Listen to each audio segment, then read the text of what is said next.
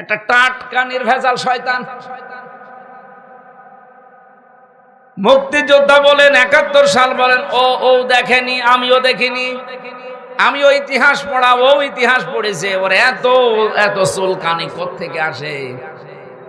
আমার তো মনে হয় মাঝে মাঝে ওর মাথা থেকে পা পর্যন্ত শুধু বিসমিল্লাহ বলে পিটানো দরকার। আজ আমাদের এই ছোট্ট বাংলাদেশ নিয়ে যে ষড়যন্ত্র চলছে, এর মোকাবেলায় আমরা কাকে রাখবো বলেন তো? কারণ আমাদের তো সেই ক্ষমতা, সেই শক্তি এখনো হয়ে ওঠেনি। কারণ শয়তানের দলে লোক বেশি থাকে। সবচাইতে বড় বিষয়, আমাদের প্রতিবেশী নামে যারা কলঙ্ক, এটা রেকর্ড হচ্ছে। আমি জানি তারা আমাকে শত্রু ভাববে, ভাবুক। এই পৃথিবীতে যত দেশ আমি ঘুরলাম, প্রত্যেকটা দেশের পাশে মুসলমান দেশ কম বেশি পেলাম। এমনকি খ্রিস্টান দেশ, বৌদ্ধ দেশ, তারাও যদি থাকে তারা বন্ধুত্বের মতো আচরণ করে। আপনি মালয়েশিয়া যান, মালয়েশিয়া আর সিঙ্গাপুরের বর্ডার মাত্র একটা ছোট্ট খাল, অথচ কোনো তার কাটা নেই। পাসপোর্ট দেখাবেন, খাল পার করে আপনাকে ঢুকিয়ে দেবে। যান পাশে থাইল্যান্ড, ওখানে বৌদ্ধরা বেশি বাস করে, কোনো তার কাটা নেই, বিশাল এলাকা। শুধু আপনি যাবেন, পাসপোর্ট দেখিয়ে শেষ করে দেবে, আবার বের হয়ে চলে আসবেন। কিন্তু আমরা এমন একটা প্রতিবেশী পেয়েছি, তার কাঁটা দিয়ে তো ঘেরা আছে, মাঝে মাঝেই তার কাঁটায় মানুষ ঝুলিয়ে রাখে। এ দেশটা না দাঁড়ানোর পেছনে কারণই আমাদের এই প্রতিবেশীরা। এই যে মুক্তিযোদ্ধা রাজাকার, এই যে দ্বন্দ্ব লাগিয়ে রেখেছে ৫৫ বছরে দাদা বাবুরা, আমরা যেন মাজা খাড়া করে দাঁড়াতে না পারি। এর ভেতর প্রায় ৮টা পয়েন্ট আছে। ওরা আমাদেরকে এই ৫৫ বছর এটা ভুলতে দেয়নি। এ রাজাকার মুক্তিযোদ্ধা, আমার মনে হয় এখানে আমরা যারা আছি ১০০ জনের খুব বেশি হলেও ১০ জন পাওয়া যাবে ওই জামানার। বাকি আমরা তো সবই এই জামানার। আমাদের কাছে ওই পুরাতন গল্প বলে এখন আমাদের ভেতরে ডিভাইডেড করে আপনি কি হাসিল করতে চান? পরবর্তী প্রজন্মের ভেতরে এই বিষ বাষ্প যারা ভেতরে ঢুকিয়ে জাতিকে বিভক্ত করে ফায়দা লুটতে চান, তারা দেশেরও শত্রু, মানবতারও শত্রু। কিছু কিছু মানুষকে ওরা এমনিতে এগুলো দিয়ে চালায়। আমি নাম নিলাম না, তাদের নাম নিতেও ঘৃণা করে। তাও একটা বলে ফেলি, আম তারেক, একটা টাটকা নির্ভেজাল শয়তান। মুক্তিযোদ্ধা বলেন, ৭১ সাল বলেন, ও দেখেনি, আমিও দেখিনি। আমিও ইতিহাস পড়া, ও ইতিহাস পড়েছে। ওর এত এত চুলকানি কোত্থেকে আসে? আমার তো মনে হয় মাঝে মাঝে ওর মাথা থেকে পা পর্যন্ত শুধু বিসমিল্লাহ বলে পিটানো দরকার। আজ ২০৬টা দেশ আছে পৃথিবীতে, ১৯৫টা দেশ জাতিসংঘের আন্ডারে, ৫৭টা দেশ আমরা মুসলিম। আমার মাঝে মাঝে এখন মনে হয় ইরানের এই দৃশ্য দেখে, ইসরায়েলের অবস্থা দেখে, বিশ্বের এই ২০০ কোটির উপরে আমরা মুসলমান আছি, কিছু না করে যদি নামাজের কাতারের শিক্ষাটা নিতে পারতাম, আমার মনে হয় পৃথিবীর মানচিত্র থেকে বিলীন হয়ে যেত। এত কিছুর পরও এখনো পর্যন্ত ৫৭টা মুসলমান দেশ যারা দায়িত্বে আছে এখনো কাতারের শিক্ষা নিতে পারে নাই। অথচ অন্তত এই ৫৭ দেশেই নামাজের জন্য কাতার সোজা করা হয়। নামাজের কাতারের যে শিক্ষা, প্রথম শিক্ষা হচ্ছে আপনি কাতারে দাঁড়িয়ে কাঁধে কাঁধ মিলিয়ে পায়ের সাথে পা মিলিয়ে দাঁড়িয়েছেন, বাঁকা হলে গোনা হবে আপনার। এতগুলো কথা আমি ওই যে কাবা শরীফে উনি বারবার যান, আমি কয়েকবার গিয়ে এটা দেখেছি। কাবার ইমাম, মসজিদে নববীর ইমাম যতবার উনি নামাজে দাঁড়ান, প্রত্যেকবার নামাজ শুরু করার আগে অন্তত ৩ বার এই কথাটা আরবিতে বলেন যে কাতার সোজা করো। আমি ওই সময় বুঝতাম না, কিন্তু এখন টের পাচ্ছি কাতার সোজা করার এত গুরুত্ব কেন দেওয়া হয়। এ পৃথিবীতে কাতার সোজা নেই, এই জন্য আজ আমরা বিশ্বে মুসলমানেরা মায়ের খাই ২০০ কোটির উপরে থাকার পরেও। এমনকি আমাদের এই বাংলাদেশেও ৯২% মুসলমান থাকার পরেও আমরা ভীত, সন্তুষ্ট এবং মায়ের খাই কিছু।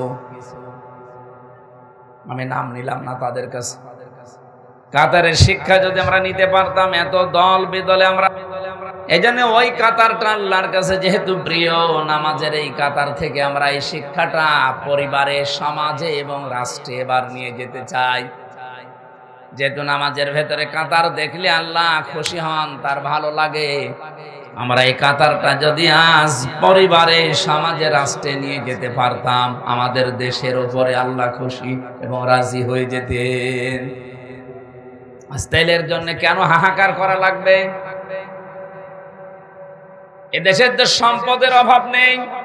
ডক্টর ইউনূস বিদায় নেওয়ার সময় 6 মাসের খাদ্য এবং এই দেশ চালানোর জন্য যে সরঞ্জাম লাগে উনি রেখে গেলেন। কি এমন হয়ে গেল 1.5 মাসের ভেতরে হাহাকার লেগে গেল? দায়িত্বে যারা আছেন খুব ভালো করে এটা যেহেতু রেকর্ড হচ্ছে, আর কালকে সংসদ আরম্ভ হচ্ছে, আমার ফলোর আসতেও পারে, কথা বলবো ঠিক এই ধাঁচে। আশা করব আমরা আগামীর বাংলাদেশে যেন গজব হয়ে না দাঁড়ায়। এই 1628 জন মানুষ আমরা দায়িত্বে আছি এই দেশের। এখন আমি এই ছোট্ট মাথা দিয়ে চিন্তা করে দেখেছি, এই 1628 জন মানুষ যদি সত্যি আমরা হযরতে ওমরের মতো মন তৈরি করতে পারি, হযরতে আবু বকরের মতো মন তৈরি করতে পারি, আল্লাহর কসম এই বাংলাদেশ বিশ্বের বুকে 5 বছর লাগবে না, 2 বছরে দাঁড়িয়ে যাবে। বাস্তব অভিজ্ঞতা আমার কুষ্টিয়া জেলার সাবেক ডিসি জনাব ইকবাল হোসেন, আমি তার সাথে মিশে এই যে কিছুদিন তার সাথে নির্বাচিত হওয়ার পর থেকে আমি দেখলাম এই লোকটা আসলে হযরতে ওমরকে অনুসরণ, আবু বকরকে অনুসরণ করে চলতেন। আমি দেখেছি এই লোকটা কোন জায়গায় মিটিং এ গেলে যদি চেয়ার একটু ভিআইপি চেয়ার দেখে, সঙ্গে সঙ্গে কর্মকর্তাদেরকে বলে এই অপচয় কেন করলেন? এখানে তো অন্তত প্লাস্টিকের চেয়ার দিলেও আমরা অনুষ্ঠানটা 1-1.5 ঘন্টা করতে পারতাম। যেখানে 150 থেকে 200 টাকা দাম একটা চেয়ারের, সেই জায়গায় চেয়ার নিয়েছেন আপনি এক একটা 70,000 টাকা দিয়ে। এই প্লাস্টিকের চেয়ার কি 200-250 টাকা হবে না? বলেন। আপনি একটা চেয়ার নিয়েছেন আমাদের কুষ্টিয়ার পৌরসভার মেয়রের যে কক্ষে, যদি ওখানে 70টা চেয়ার থাকে, কমপক্ষে এক একটা চেয়ারের দাম 70,000 থেকে 1 লক্ষ টাকা করে, এমন ভিআইপি চেয়ার। মানে আমার সাথে ওই দিন মিটিং এ বলছিল, মাওলানা এই কাজটা না করে যদি এই জায়গায় অন্তত চেয়ারগুলো নরমাল দিয়ে এই প্রতি চেয়ার থেকে টাকা বাঁচিয়ে জনগণের পেছনে খরচ করা যেত, দেশটা আরো আগে দাঁড়িয়ে যেত। আমি এই জন্যই বলেছি, বাংলাদেশে এই 1628 জন মানুষ আমরা যদি সত্যি ওমরের মতো, আবু বকরের মতো বানাতে পারতাম, এ দেশ আমরাও দাঁড় করিয়ে ফেলতে পারতাম। আমরা তো এমনি টার্গেট নিয়ে গিয়ে যাচ্ছিলাম না, এই সমস্ত কারণে। তারপরেও দেখতে পাচ্ছি বিরোধী দলের আমরা 77 জন যা হাতে নিয়েছি, যা করছি, সরকারি দলের লোকজনও এইটা করতে গিয়ে এখন ওদের মনের ভেতরে আমাদের উপরে রাগ, নিজেও খায় না, খাইতেও দেয় না। কারণ আমরা বলেছি সরকারি কোন ট্যাক্স ফ্রি গাড়ি আমরা নেব না, কোনো প্লট নেব না, ফ্ল্যাট নেব না, সরকারি যে সুবিধা ওটা আমার দরকার নেই। ওরা চিন্তা করছে বিরোধী দলে থেকে যদি না নেয়, আমরা সরকারি দলে থেকে নিলে আমরা জবাব দেব কি? ওরাও ঘোষণা দিয়েছে আমরা নেব না। তো সবাই তো আর আল্লাহর ওলি না। ওদের 213 জনের ভেতরে যদি কয়েকজন বাদ দিয়ে আর 209 জন আছে, এই 209 জনের ভেতরে অলরেডি 3 ভাগ হয়ে গেছে। এক ভাগ বলছে নেব, আর একবার বলছে নেব না, আর মাঝখানের বলছে আল্লাহ যা করে। এরা মুসিবতে আছে। আমার ডাইনে বামে আমার এমন ভড়িয়ালা লোক আমি পেয়েছি, যেগুলো সিরিয়াল করা থাকে আগে থেকে, কে কোথায় বলবে আমরা জানিও না। আল্লাহর ইশারা ভেতরে যে দেখি আমার ডাইনে বামে সব ভড়িয়ালা, এমন বড় বড় ভড়ি, আমার মনে হয় ভড়ি ছিঁড়লে ওর ভেতর থেকে হয় ব্রিজ, কালভার্ট, এগুলো বের হবে। মহিলারা ওদের দেখলে লজ্জা পাবে। রুমিন ফারহানা আপা আছে, এরপরে যে মন্ত্রী পটলের মেয়ে আছে ফারজানা শারমিন, আমার মনে হয় এই তারপরে নায়াব ইসলাম ইউসুফ আছে ফরিদপুরে। এই আপারা আমাদের সামনে, আমার মাঝে মাঝে চিন্তা হয় আল্লাহ আমার ডাইনে বামে যে অবস্থা, ও ম্যাডাম গুলো যদি এদের পেটের দিকে তাকায় ভাববে আল্লাহ ছেলে মেয়ে হয় আমাদের আর পেট হয়। হুজুরের পাশে দুইজনের কি ভড়ি, ও কোন মারা যাবে ভড়ির উপর।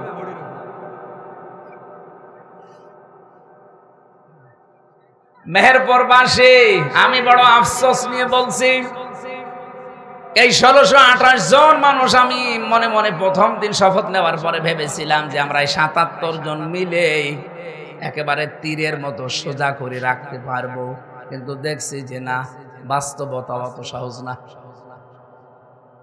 ওনাদের ভেতরে এখন কেউ ভারত প্রেমী, কেউ আমেরিকা প্রেমী, দেশ প্রেমী মানুষ খুবই কম। যাদেরকে চেয়েছিলাম ওই মানুষগুলোকে দায়িত্বই দেয়নি।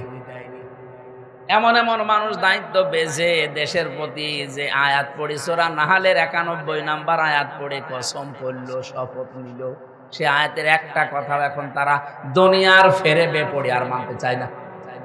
কোরআনে কারীম যেহেতু প্রথম নিয়ামত, এটা কি আছে এর ভেতরে, এই সংক্রান্ত কথাগুলো জানার জন্য আপনারা এই অনুষ্ঠান দিয়েছেন 1 বছর পর।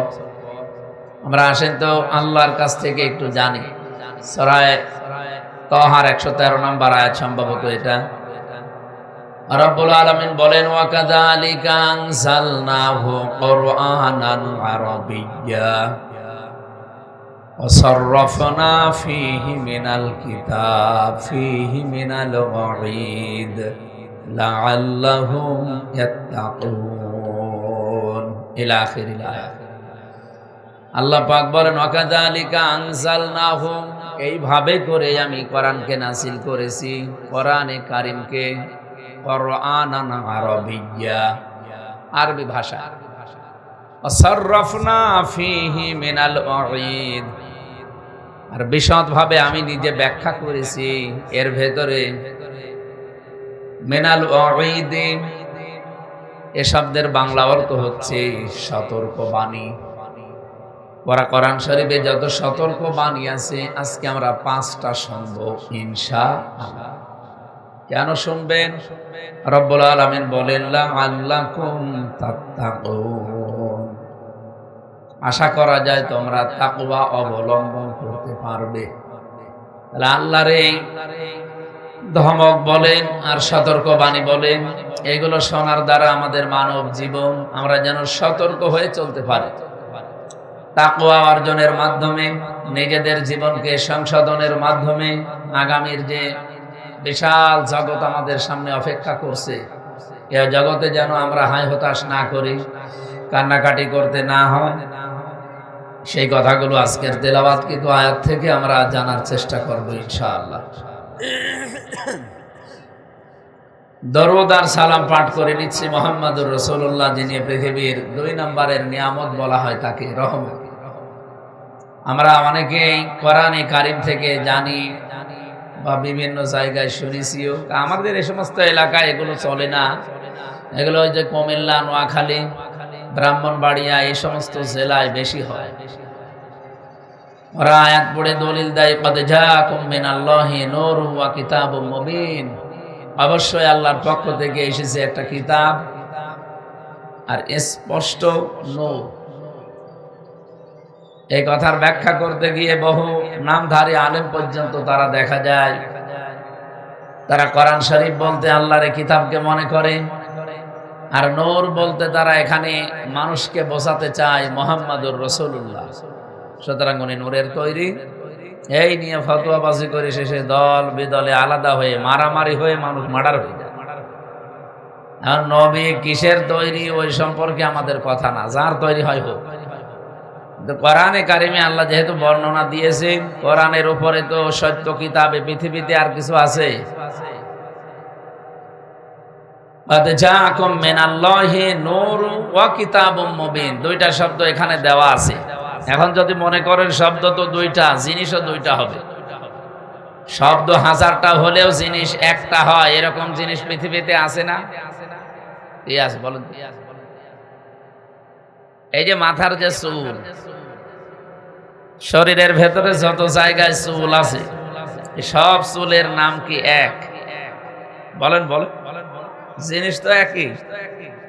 মাথায় যেটা আছে, চোখের উপরে ভরু বলি আমরা যারা ডাকি, এরপরে গোপ আছে, দাড়ি আছে, আর নাই নাই বললাম, এই যে যা আছে সবগুলো আমরা কি বলে ডাকি? বলে চুল।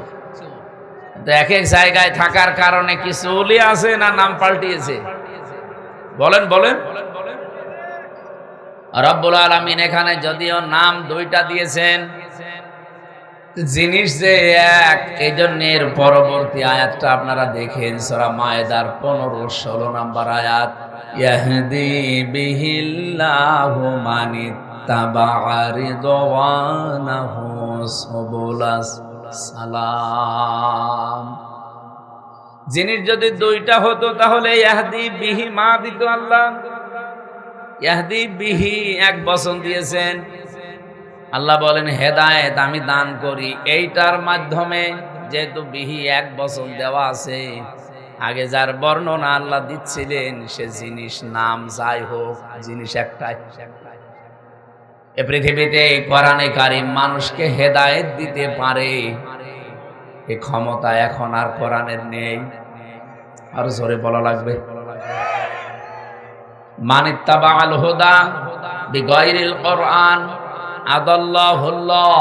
তিরমিজি শরীফের হাদিস, নবীজি বলেন কোরআন বাদ দিয়ে যদি কোনো মানুষ কোনো জায়গায় ভালো হওয়ার নিয়তেও যায়, অন্য কিছু অনুসরণ করে, আমার আল্লাহ নিজে দায়িত্ব নিয়ে তারে খারাপ বানিয়ে দেয়। এই শব্দটার লোড কত টের পাচ্ছেন?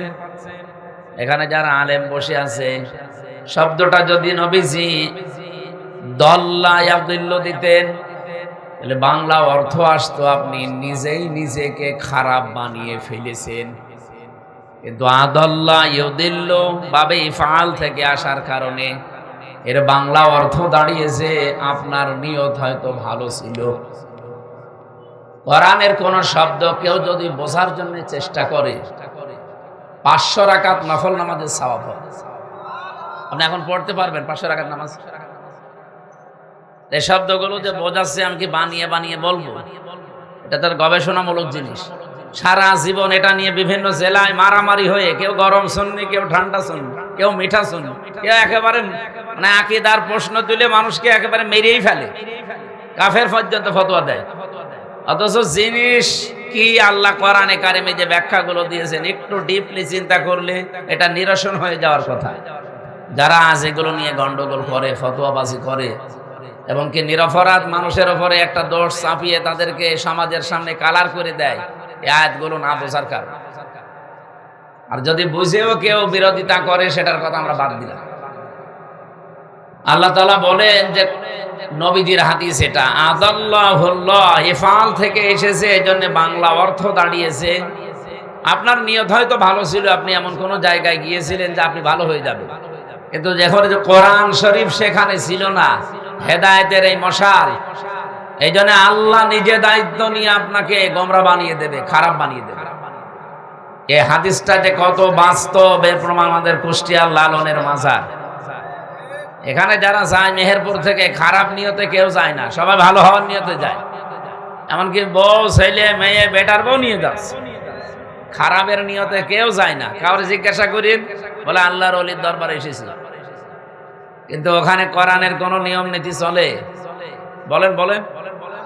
আমি যেহেতু এখন সদরের এমপি, ওই জায়গাটা প্রায় আমার ভেতরে, পুরাটা না, ওখানে কোটি কোটি টাকা বাজেট হয় সরকারের, বাইরের দেশ থেকে অনেক কোটি টাকা আসে কি খাওয়ার জন্য? গাঁজা। আশা করছি এবার মনে মনে সিদ্ধান্ত নিয়েছি যে এই টাকাগুলো দিয়ে যারা আসবে এদের এই গাঁজা খাওয়া বাদ দিয়ে খেজুর আর দুধ খাওয়াবো। শরীরের শক্তিও বাড়বে, মনও ভালো থাকবে। বাবা এ মাতাল আর হবে না ইনশাআল্লাহ। এখন দেখি কপালে কি আছে। যারা ওই জিনিস খাওয়ার অভ্যাস, ওদেরকে খেজুর আর দুধ না, ও উপরে আরো মধু দিলেও মনে হয় খাবে কিনা আল্লাহ জানে। তারপরেও দেখি এবার দিয়ে এই সমস্ত জায়গায় যারা যায়, নিয়ত তো তাদের খারাপ না। 100 জনের প্রায় 90 জনের নিয়তই ভালো নিয়ত। বিশেষ করে দূর জেলা থেকে যারা ওই কুড়িগ্রাম লালমনিরহাট থেকে আসে বাসে করে, এই মানুষগুলোর নিয়ত ভালো ছিল, কিন্তু এই জায়গাটা ভালো না। কারণ এখানে কোরআনের নিয়ম নীতি নেই, এখানে ওই সেই পূর্বপুরুষদের নিয়ম নীতি চলছে। এই জন্য এর বাস্তব ফলাফল কি দাঁড়িয়েছে? মানুষ ভালো হওয়ার নিয়তে গেলেও ভালো হয় না। আগে সে গাঁজা খেত না, ওখানে 3 দিন থাকার পরে সে গাঁজা খাওয়া শেখে। এই পরিবেশ কুষ্টিয়ায় আছে না? আগে বিড়ি খেত না, বিড়ি কি জানতো না, কিন্তু এখন বিড়ি খায়, আরো বিড়ি খাওয়ায়। আর বাকি নিম্নের কথাগুলো তো বললামই না। যে মানুষগুলো এই নিয়তে এসে খারাপ হয়ে গেল, এই দোষ কি আল্লাহর না ওর? বলেন বলেন। ও নিজে তো খারাপ হয়নি, ওকে খারাপ বানিয়েছে কে? আল্লাহ বলেন তুই ওখানে গেলি কেন? যেখানে কোরআন নেই, কোরআনের নিয়ম নীতি চলে না, তুই গেলি কেন? সুতরাং আমাদেরকে আজকে হাদিস থেকে সিদ্ধান্ত নিয়ে বাড়ি যাওয়া লাগবে। এটা গতানুগতিক অনুষ্ঠান না। 1 বছর পরে এখানে আপনারা এই অনুষ্ঠান সাজিয়েছেন, এখান থেকে শিক্ষায় যদি নিতে না পারেন, আগামী বছর থেকে এটা নামাজ দেওয়ার দরকার নেই। আমি এবার শিক্ষাটা বলতে পারি নাকি? কয়েকজন বললেন বলতে পারি, মানবেন তো ইনশাল্লাহ? যেহেতু কোরআন যেখানে নেই, ওই দরবারে গেলে আপনি খারাপ হয়ে যাচ্ছেন, তার বাস্তব প্রমাণ একটা বললাম। কোরআন যেখানে নেই, ওই দল যদি আপনার বাবাও তৈরি করে, ওই দলে আপনি থাকতে পারবেন না। আপনি যদি ভালো হওয়ার নিয়তেও থাকেন, আপনাকে খারাপ বানিয়ে দেবে কে? আরো জোরে বলেন। ৭৩টা দল এই দেশে এখন, ৪৯টা রাজনৈতিক দল নিবন্ধিত, বাকিটা বাদ দিলাম। বলেন তো, যেই দলে কোরআন নেই, কোরআনের কর্মসূচি নেই, আপনি যত ভালো মানুষ হন না কেন, যদি ওখানে ভালো হওয়ার নিয়তে থাকেন, আপনাকে যে কোনো ভাবে খারাপ বানিয়ে দেবে কে? না আমির হামজা বানাবে না, তাহলে দল্লা শব্দ দিত, নিজে খারাপ হয়ে যেত। আশা করছি কথা অর্থ আপনি বুঝে ফেলেছেন। এখন যদি কেউ না বোঝার ভান করে থাকেন, একটু হাত তোলেন দেখি। তোলেন তোলেন, কেউ নেই। মাহফিল সাকসেস হবে ইনশাআল্লাহ। ইয়াহদি বিহিল্লাহ, এইটার দ্বারাই আমি হেদায়েত দান করি। মানিত্তাবা রিদওয়ানাহু সুবুলাস সালাম, যে ব্যক্তির অনুসরণ করে চলবে, আমি আল্লাহ তাকে শান্তির পথগুলো একটা একটা করে বলে দেব। এখানে আল্লাহ সাবিল না দিয়ে দিয়েছেন সুবুল। রিদওয়ানাহু সুবুলাস সালাম, তার প্রতি আমি আল্লাহ রাজি হয়ে যাব কোরআনে কারিমের অনুসরণের মাধ্যমে। আর শান্তির যত রাস্তা আছে তাদের জন্য উন্মুক্ত হয়ে যাবে। জোরে বলুন সুবহানাল্লাহ। সুতরাং ওই রসুলের ওপরে দরুদ পড়ছি, যে রসুলকে আল্লাহ এই পৃথিবীতে কোরআনে কারিম দিয়ে হেদায়েতের বাণী দিয়ে পাঠিয়ে আমাদের পর্যন্ত অলরেডি হেদায়েতের বাণী এসে গেছে। এরপরও যদি এখন হেদায়েত কেউ না পায়, এই দোষটা সরাসরি কার? একজন বলছে আল্লাহ। প্রশ্নপত্র হাতে থেকে যদি ফেল করে কে? সুতরাং প্রশ্ন আমাদের হাতে আছে। আমরা আজকে আর আল্লাহর যে সতর্ক বাণীগুলো আছে এগুলো দেখতে চাই সামনে, আমরা যেন ফেল না করি। সকলে বলেন আমিন। তেলাওয়াত করেছি সূরা ফাতির, একটা মাত্র আয়াত পড়েছি, এটা সম্ভবত 29 নম্বর আয়াত। আমার মাথার ভেতরে এই আয়াতের যে 3টা পয়েন্ট আছে, এত কথা সাজানো আছে কোরআনে কারিমের আয়াত দিয়ে, আমি আমার হায়াত শেষ হয়ে গেলে ওই আয়াত শেষ হবে না, এত কথা ব্যাখ্যায় লেখা আছে। আজকের আলোচনার বিষয়, আমি কোরআনে কারিম থেকে যে নোটগুলো করেছি তার অন্যতম হচ্ছে 5 প্রকার মানুষকে জান্নাত ডাকতে থাকবে। জোরে বলেন সুবহানাল্লাহ। এই পৃথিবীতে বহু প্রকার মানুষ আছে, মাত্র 5 প্রকার মানুষ দুনিয়াতে যারা আমরা এর ভেতরে আজকে যদি পড়ে যাই, এই মানুষগুলোকে কিয়ামতের দিন জান্নাত ডাকতে থাকবে। কিয়ামতের ময়দানে সর্বপ্রথম হযরতে ইব্রাহিম আলাইহিস সালাম তিনি পোশাক পরা অবস্থায় উঠবেন। মুহাম্মদুর রাসূলুল্লাহ সাল্লাল্লাহু আলাইহি ওয়াসাল্লাম সেজদায় যে পড়ার কথা আমরা জানি, 1, 2, 3 বছর না 50 বছর একাধারে তিনি সেজদায় পড়ে থাকবেন। রব্বুল আলামিন বলেন, জান্নাতের যে দরজাগুলো আছে সর্বপ্রথম প্রতিটি দরজা ডাক দিতে থাকবে মুহাম্মদুর রাসূলুল্লাহকে। এরপরে নবীদের ভেতরে হযরত ইব্রাহিম আলাইহিস সালামকে, আর সাধারণ চ্যানেলে আমরা মানুষ যারা আছি তাদের ভেতরে ডাক দেবে সর্বপ্রথম হযরত আবু বকর সিদ্দিক রাদিয়াল্লাহু তাআলা আনহুকে। আমার প্রশ্ন, তিনি কি করেছিলেন? জান্নাতের দরজাগুলো তাকে ডাকতে থাকবে, তিনি কি করলেন দুনিয়ায়? তিনি যে হায়াত পেয়েছিলেন 200-250 বছর, তাও না, আমাদের মতোই হায়াত তার ছিল। এই 60-70 বছরের মতো হায়াত, 63 বছর তিনি বেঁচে ছিলেন, তার জীবন থেকে পেয়েছি। কি এমন কাজ করে গেলেন যে জান্নাত তাকে ডাকতে থাকবে? নবীজি মাঝে মাঝে বলতেন, তাম পৃথিবীর আকাশে যে তারকাগুলো কেউ দেখতে পাও, যদি গণনা শুরু করো হয়তো একদিন গুনতে গুনতে শেষ হয়ে যাবে। হযরতে ওমর জীবনে মুসলমান হওয়ার পরে যে নেকির কাজে আঞ্জাম দিয়েছে, ওমরের নেকি শেষ হবে না। এটা শোনার পরে হযরতে আয়েশা সিদ্দিকা রাদিয়াল্লাহু তাআলা আনহা, নবীজির স্ত্রী, হযরতে আবু বকরের মেয়ে,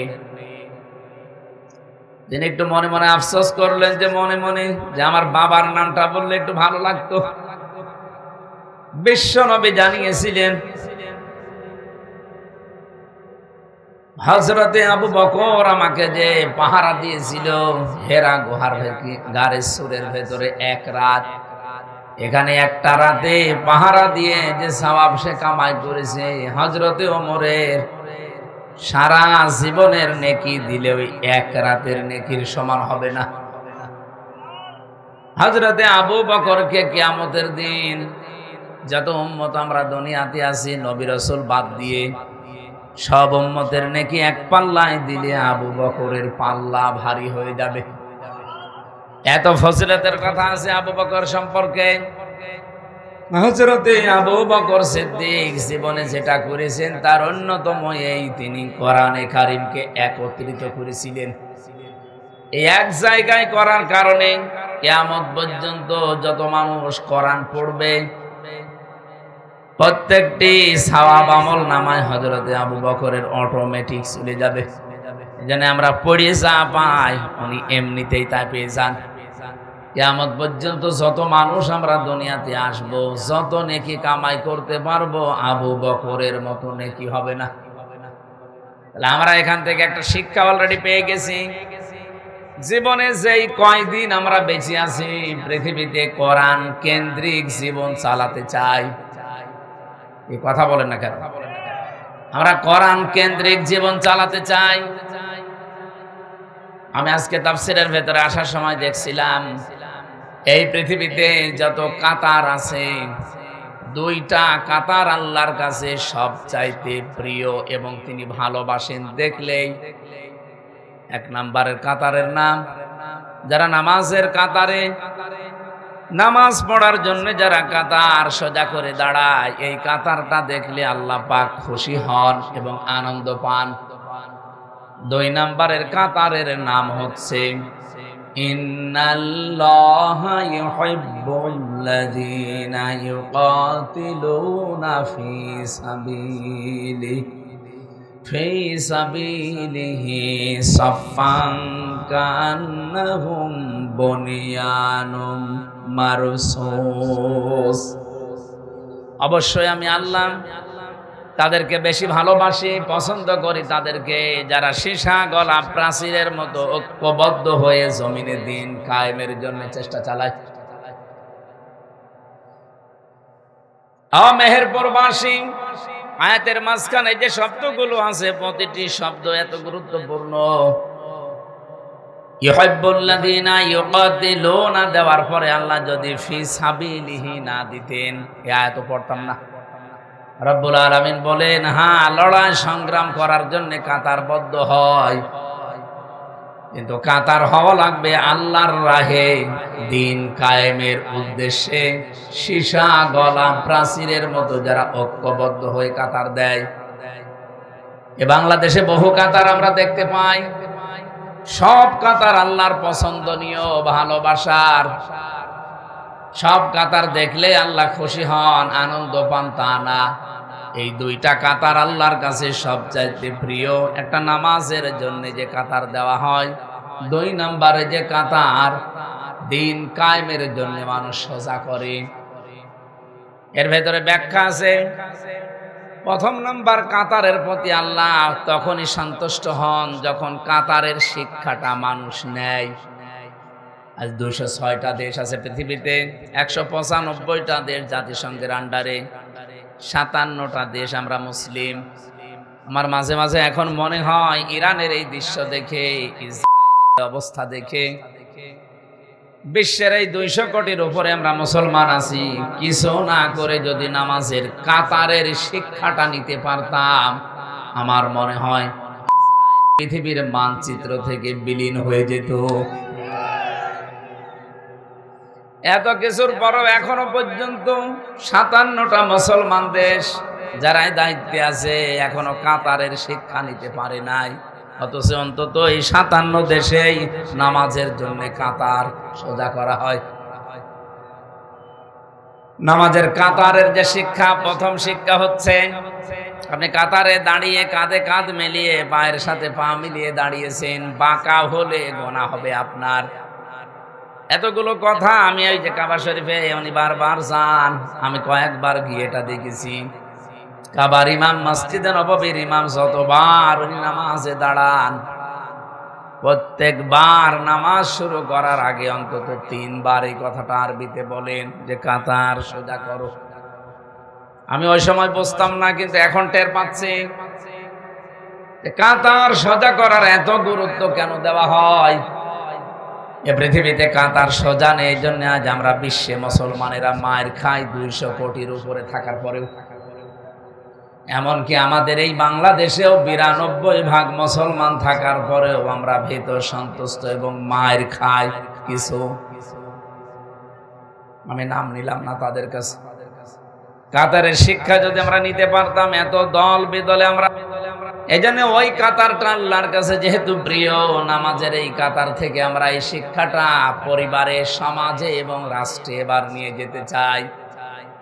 যেহেতু নামাজের ভেতরে কাতার দেখলে আল্লাহ খুশি হন, তার ভালো লাগে, আমরা এই কাতারটা যদি আজ পরিবারে, সমাজে, রাষ্ট্রে নিয়ে যেতে পারতাম, আমাদের দেশের উপরে আল্লাহ খুশি এবং রাজি হয়ে যেতেন। আজকে থেকে কাতারটা একটু নিয়ে যাওয়া যায় না বাইরে? আমার তো মাঝে মাঝে এখন চিন্তা হয়, কাতারের শিক্ষা যদি মসজিদ থেকে বের করে আজকে এই বাউট বাজারে এখানে আমরা নিয়ে যেতে পারি, এই বাউট বাজারে যতগুলো অবৈধ জিনিস আছে কালকেই বন্ধ হয়ে যাওয়ার কথা। আমরা দেখেছি বাউট বাজারে আপনি যান, 570 টাকা দেশি মুরগি ওরা কিনে নিয়ে আসে, সর্বোচ্চ 20 টাকার উপরে লাভ করা সরকারি নিয়ম নীতিতে নেই। বলে আপনি 590 টাকায় সর্বোচ্চ বিক্রি করতে পারবেন। কত? আপনি বাউট বাজারে যে দেখেন 570 থেকে 90 না 650 টাকা বিক্রি হচ্ছে। আমি সেদিন কুষ্টিয়াতে ম্যাজিস্ট্রেট নিয়ে রেড দিয়ে এটা দেখলাম। এটা যদি কেউ ধরা পড়ে তার 1 বছর জেল হবে, 1 লাখ টাকা জরিমানা হবে। নামাজে যেভাবে কাতার সোজা করেছিলেন আল্লাহর একটা বিধান মানার জন্য, এখানে আল্লাহর একটা বিধান মানা হবে, সেটার নাম সেজদা। নাম কি? আরো জোরে বলেন। সেজদার বিধান মানতে গিয়ে কত রকমের নিয়ম নীতি বানানো হয়। প্রতিদিন 5 ওয়াক্ত নামাজে আজান দেওয়া হয়, এর আলাদা মুয়াজ্জিন আছে, খতিব আছে, ইমাম আছে, খাদেম আছে। এই মসজিদটা পরিষ্কার করার জন্য, রক্ষণাবেক্ষণের জন্য এলাকার মানুষের দায়িত্বশীল আছে। প্রতি মাসে মাসে কমপক্ষে 30-40 হাজার টাকা খরচ একটা মসজিদ, একেবারে নিম্ন যেটা গ্রাম অঞ্চলে সেইটাও, এতগুলো মানুষ চালাতে। এ শুধুমাত্র অনুষ্ঠান করার জন্য এতগুলো মসজিদ তো দরকার না। এই অনুষ্ঠান থেকে আমাদেরকে শিক্ষা নেওয়া লাগবে। যদি সত্যি আমরা নিয়ে যেতে পারতাম, বাজারের এই অনিয়ম আমরা নামাজের কাতারের মানুষগুলো সোজা করে ফেলতাম।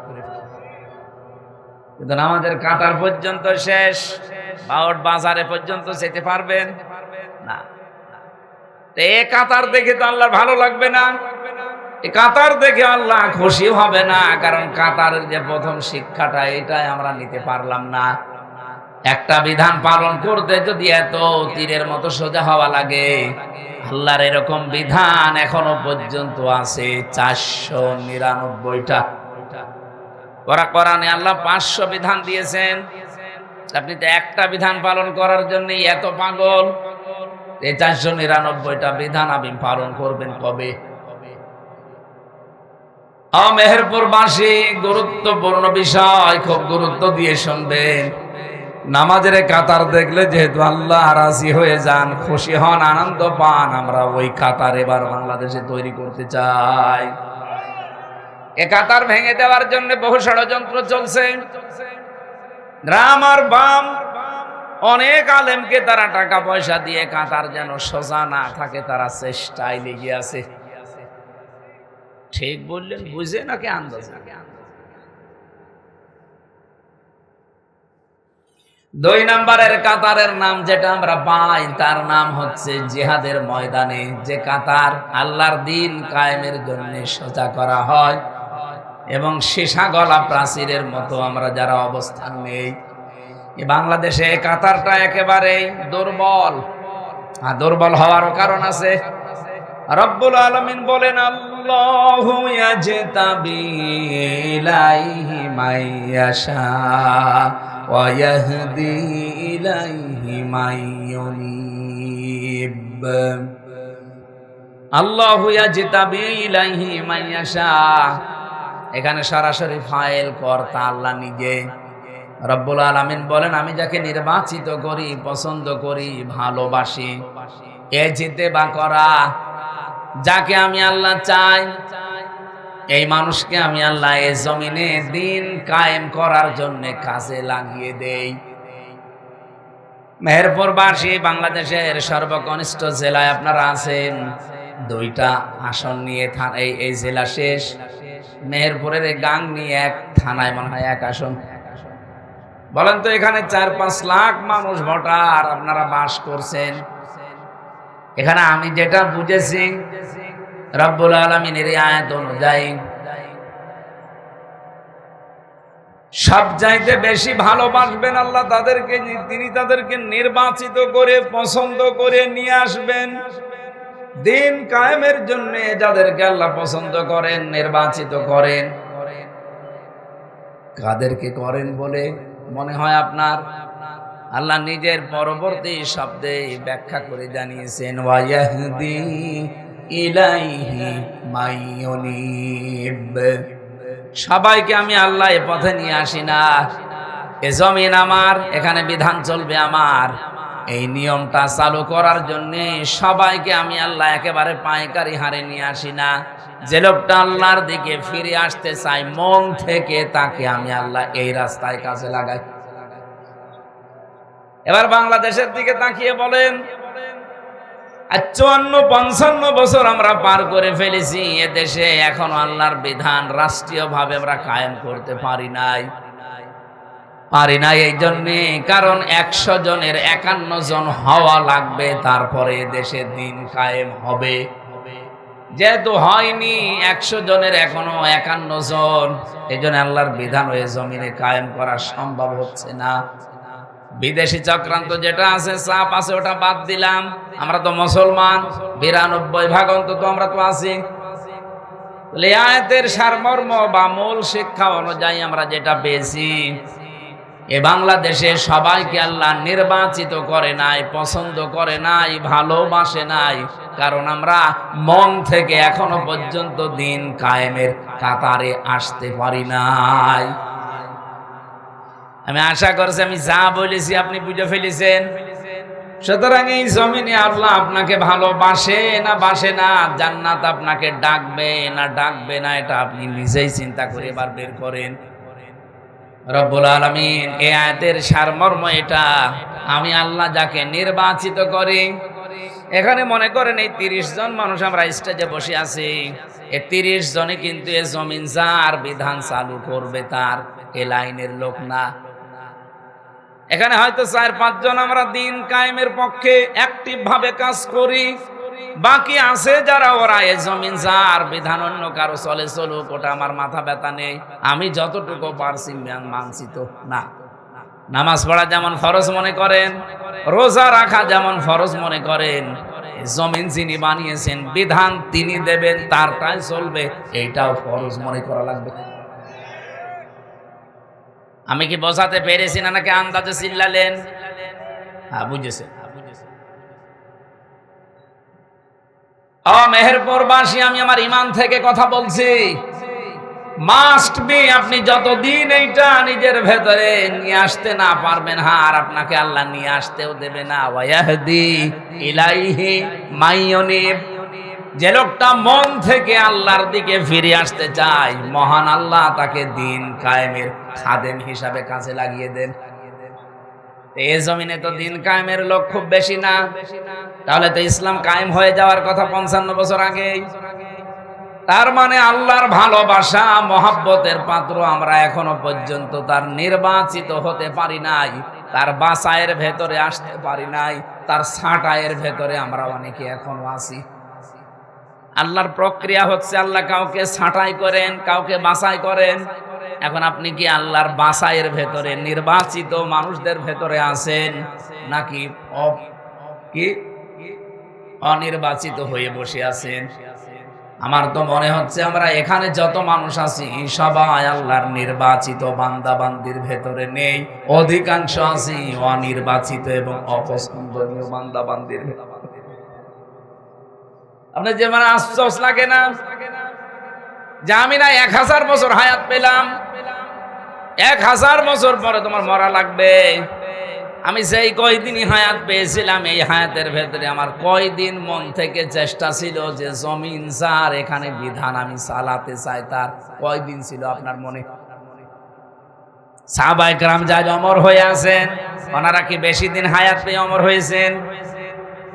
ওনারা 200 বছর 500 বছর বেঁচে ছিলেন তা না, আমাদের মতো এই 50, 60, 70 বছর বাঁচতেন। কিন্তু এখন ওই 1500 বছর পরে তাদের নাম শুনলে রাদিয়াল্লাহু তাআলা আনহু আনহা বলা লাগে, এমনি খেলা করার জন্য না, তারা মন থেকে দিন কায়েমের জন্য আল্লাহর দিকে ফিরে এসেছিলেন। আমি সহ আপনারা সবাই যেন উদ্বুদ্ধ হতে পারি, সবাই বলেন আমিন। ও মেহেরপুরবাসী, পাশের জেলায় বাড়ি, এই জন্য অনেক মায়া নিয়ে কথা বলছি আপনাদেরকে। ফিরে আসেন। আপনি বেঁচে থাকা অবস্থায় যদি আল্লাহর দিন কায়েমের চেষ্টা না করেন, তে আপনি বেঁচে থাকা আর কুকুর বেঁচে থাকা সমান। এটা একটু বেশি হয়ে গেল না? বেশি হয়নি, এটাই ঠিক আছে। আমি 1000 বছর হায়াত পেয়ে বেঁচে থেকে খাবার খেয়ে সন্তানাদি জন্ম দিয়ে বিশাল এলাকার মালিক হয়ে 1000 বছরের ক্ষমতার চেয়ারে থেকে করব কি? আমাকে তো আল্লাহ একটা উদ্দেশ্য নিয়ে জমিনে পাঠিয়েছিলেন। সে উদ্দেশ্যটাই এইটা যে জমিন আমার, এখানে বিধান চালাতে হবে আমার। আমি এখন এটা পারি নাই। 54 বছর চলছে মানুষের নিয়ম নীতি, আমিও শান্তিতে নেই, আমার এলাকাও শান্তিতে নেই। আফগানিস্তানে ছিলাম, আমি দেখেছি এখানে যে মানুষগুলো আল্লাহর বিধানটা কায়েম করে মনে হচ্ছে যে তারা জান্নাতের ভেতরে আছে। আপনি মেহেরপুরের ইসলামী ব্যাংক থেকে 20 লাখ টাকা নিয়ে এই বাউট পর্যন্ত খালি হাতে আসতে পারবেন? আসতে বলো, আসতে হয়তো পারবেন। মনের ভেতরে কত রকমের চিন্তা আসবে আপনার। কোন জায়গায় হয়তো ছিনতাইকারী আছে, ডাকাত আছে, এমনকি পথের ভেতরে যদি ধরে টাকা দিতে না চান মেরেও ফেলতে পারে। নাকি বেশি বলে ফেললাম? আমি নিজের চোখে দেখা আফগানিস্তানে আল্লাহর বান্দা 20 লক্ষ মনে করেন বাংলাদেশের টাকা এরকম পলিথিনের ভেতরে নিয়েছে। 3 কিলোমিটার দূরে তার বাড়ি ব্যাংক থেকে। লোকটা গাড়ি পায়নি, এজন্য হেঁটে যাচ্ছে, টাকা তুলে মনে হচ্ছে বাজার নিয়ে যাচ্ছে সব টাকা। মনের ভেতরে তার কোনো চিন্তা নেই, কোনো ভয় নেই, একটাই মাত্র ভয় আছে যে আমার আল্লাহ দেখতেছে। বলেন সুবহানাল্লাহ। আমরা এইটা চাই ভাই। আমাদের 56,000 বর্গ মাইল যেদিন এরকম হবে তখন আমাদেরও অভাব থাকবে না। তেলের জন্য কেন হাহাকার করা লাগবে? এদেশের যে সম্পদের অভাব নেই। ডক্টর ইউনূস বিদায় নেওয়ার সময় 6 মাসের খাদ্য এবং এই দেশ চালানোর জন্য যে সরঞ্জাম লাগে উনি রেখে গেলেন। কি এমন হয়ে গেল 1.5 মাসের ভেতরে হাহাকার লেগে গেল? দায়িত্বে যারা আছেন খুব ভালো করে এটা যাতে রেকর্ড হচ্ছে, আর কালকে সংসদ আরম্ভ হচ্ছে, আমার ফলোর আসতেও পারে, কথা বলবো ঠিক এই ধাঁচে। আশা করব আমরা আগামীর বাংলাদেশে যেন গজব হয়ে না দাঁড়ায়। এই 1628 জন মানুষ আমরা দায়িত্বে আছি এই দেশের। এখন আমি এই ছোট্ট মাথা দিয়ে চিন্তা করে দেখেছি, এই 1628 জন মানুষ যদি সত্যি আমরা হযরতে ওমরের মতো মন তৈরি করতে পারি, হযরতে আবু বকরের মতো মন তৈরি করতে পারি, আল্লাহর কসম এই বাংলাদেশ বিশ্বের বুকে 5 বছর লাগবে না, 2 বছরে দাঁড়িয়ে যাবে। হযরত আবু বকরের সন্তান আব্দুল্লাহ উনি এসে বলছিলেন, মা আমি পায়েস খেতে চাই। সিদ্দিকে আকবর তার স্ত্রী স্বামীকে এসে বললেন, স্বামী তুমি তো দেশের দায়িত্বে আছো, প্রধানমন্ত্রী, এখন ছেলে পায়েস খেতে চায় কিন্তু ঘরে সেই পরিমাণ আটা বা চাউল নেই। এক কাজ করো, এ মাস তো শেষ হতে এখনো কয়দিন বাকি আছে, বাইতুল মালে যিনি দায়িত্বে আছে খাজানচি তারে বলো যে আগামী মাসের বেতন যেন দিয়ে দেয়। এই বেতনটা পেলে হয়তো ওই টাকা দিয়ে আমি এখনই রান্না করে দিতে পারতাম। উনি বললেন ঠিক আছে আমি দেখি চেষ্টা করি। অর্থমন্ত্রী বলা হয়, বাইতুল মালে যিনি দায়িত্বে আছে ডাক দিয়ে বললেন আমারে আগামী মাসের অগ্রিম বেতন দিয়ে দেন। বাইতুল মালে যিনি আছেন উনি ডাক দিয়ে বলে, খলিফাতুল মুসলিমিন আপনি আগামী মাস 1 মাস বেঁচে থাকবেন সেই গ্যারান্টি আপনারে কে দিয়েছে? আগামী 1টা মাস আপনাকে জনগণ ক্ষমতার চেয়ারে রাখবে, এই গ্যারান্টি আপনারে কে দিল? আপনি তো আজ আছেন কাল নেই, আর মরণ আপনার এখন এই যে কথা বলেন এখনই চলে আসতে পারে। আপনি কার উপরে ভরসা করে 1 মাসের অগ্রিম বেতন চান? অর্থমন্ত্রীর কথা শোনার পরে বলছে আমার দরকার নেই। বাড়িতে গেলেন, স্ত্রীকে বললেন না হবে না, যে অবস্থা কথা শুনে আসলাম আমার দ্বারা সম্ভব না, এই আমাকে জানিয়েছে বাইতুল মাল থেকে। স্ত্রী যেহেতু বিচক্ষণ ছিলেন, বুদ্ধিমতী ছিলেন, ডাক দিয়ে বললেন স্বামী ঠিক আছে আপনার কিছু করা লাগবে না।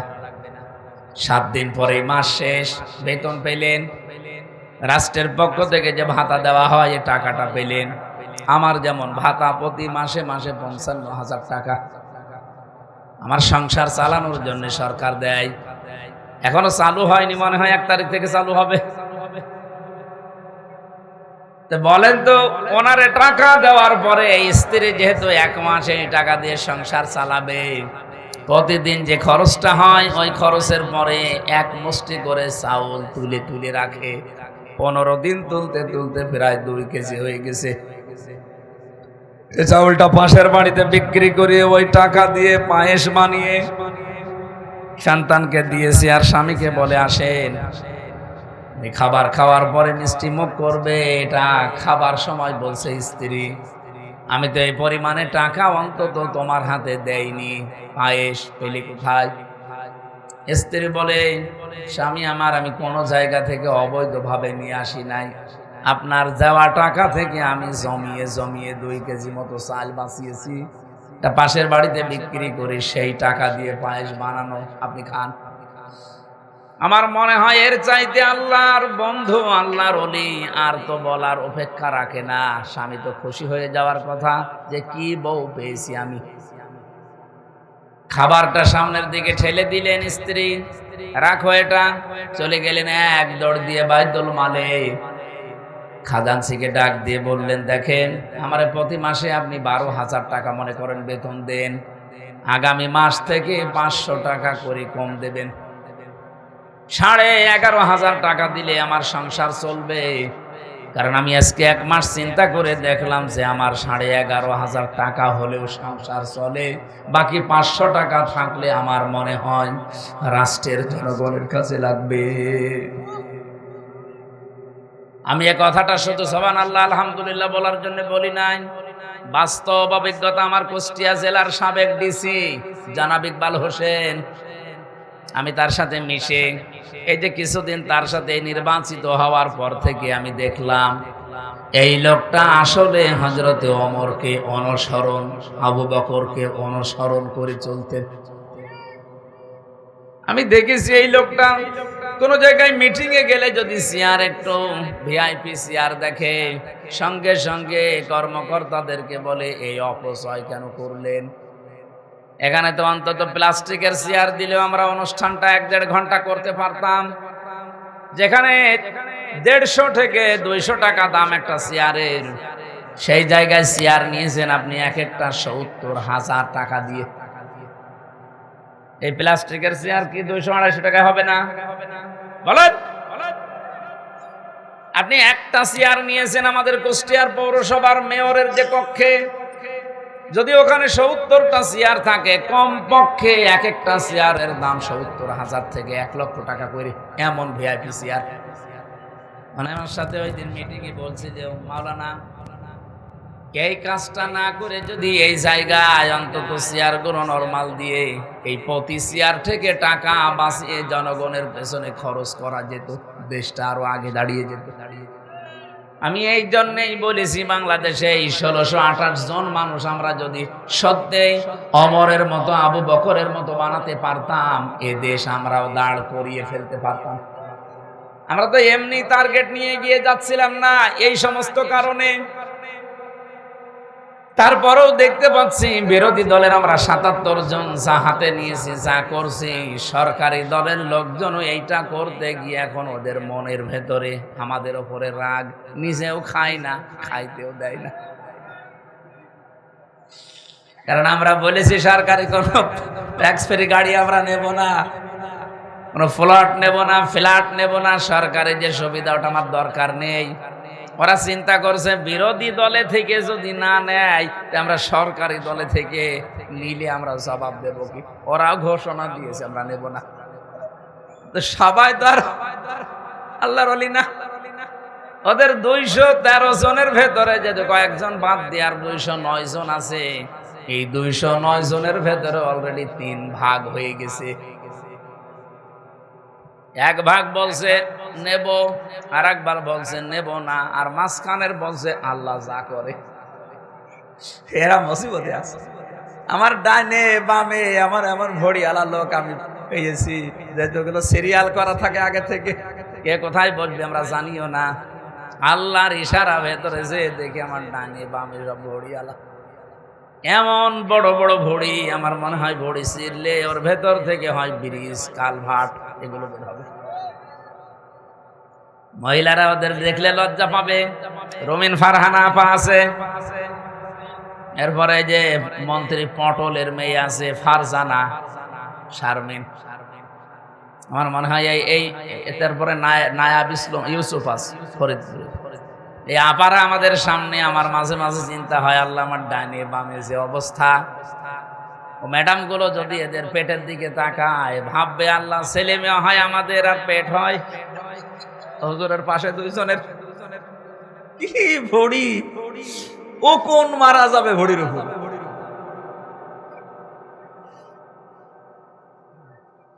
মেহেরপুরবাসী, আমি বড় আফসোস নিয়ে বলছি, এই 1628 জন মানুষ, আমি মনে মনে প্রথম দিন শপথ নেওয়ার পরে ভেবেছিলাম যে আমরা 77 জন মিলে একেবারে তীরের মতো সোজা করে রাখতে পারবো, কিন্তু দেখছি যে না, বাস্তবতা অত সহজ না। ওনাদের ভেতরে এখন কেউ ভারত প্রেমী, কেউ আমেরিকা প্রেমী, দেশ প্রেমী মানুষ খুবই কম। যাদেরকে চেয়েছিলাম ওই মানুষগুলোকে দায়িত্বই দেয়নি।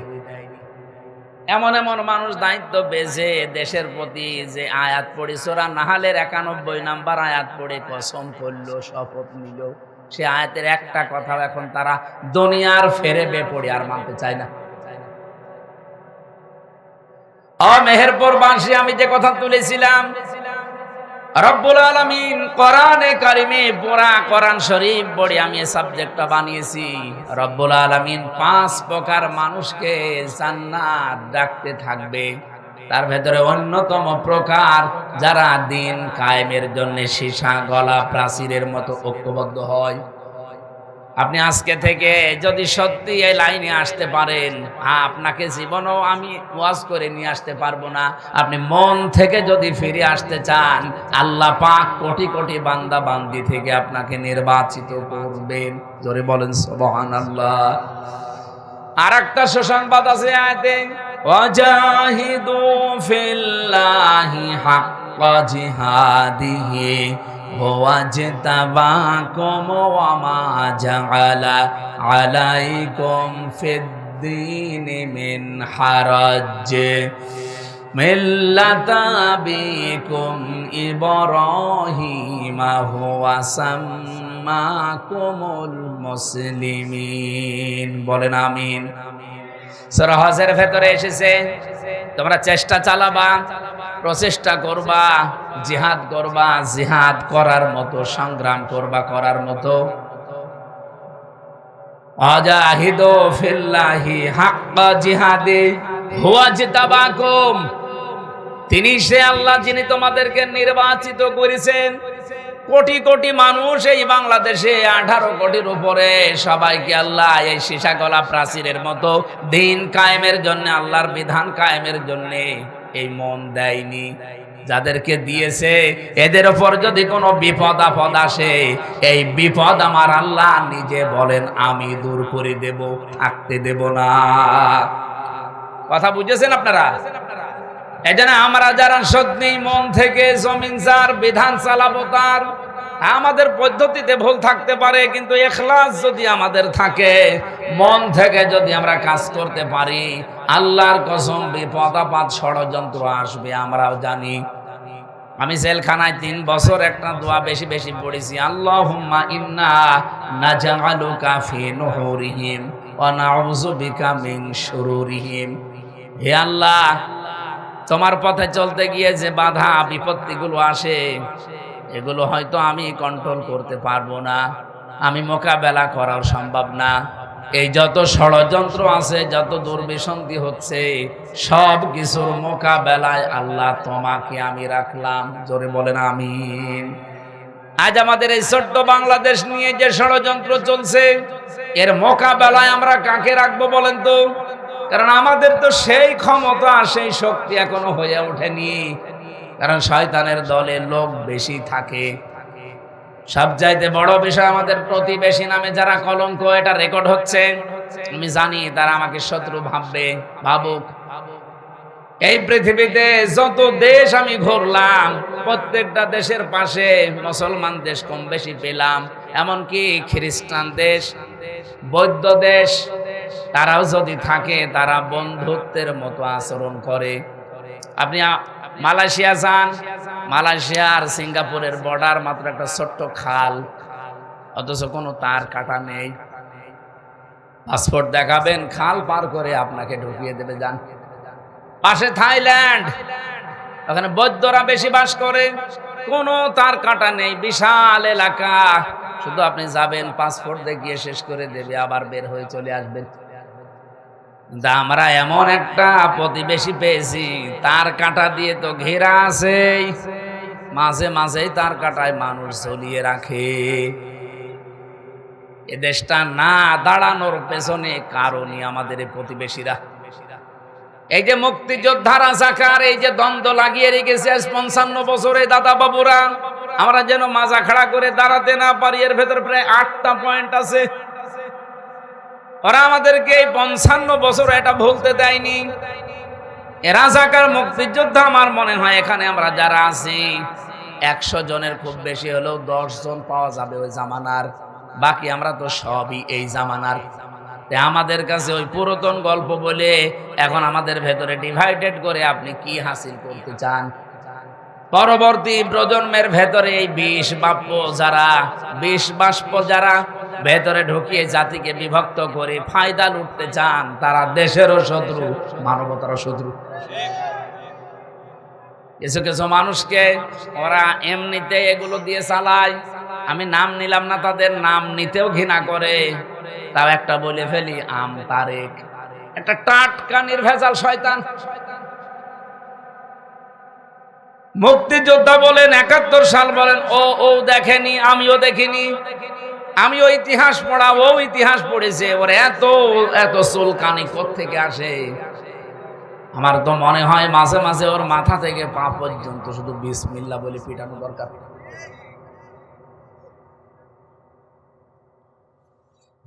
আমার উদ্দেশ্য ছিল যেটা বলা, রব্বুল আলামিন এই যে দিন কায়েমের পথে যদি আমরা সত্যি মন থেকে ইখলাসের সাথে টিকে থাকতে পারি, কোনো চিন্তা করবেন না, কোনো ভয় করবেন না।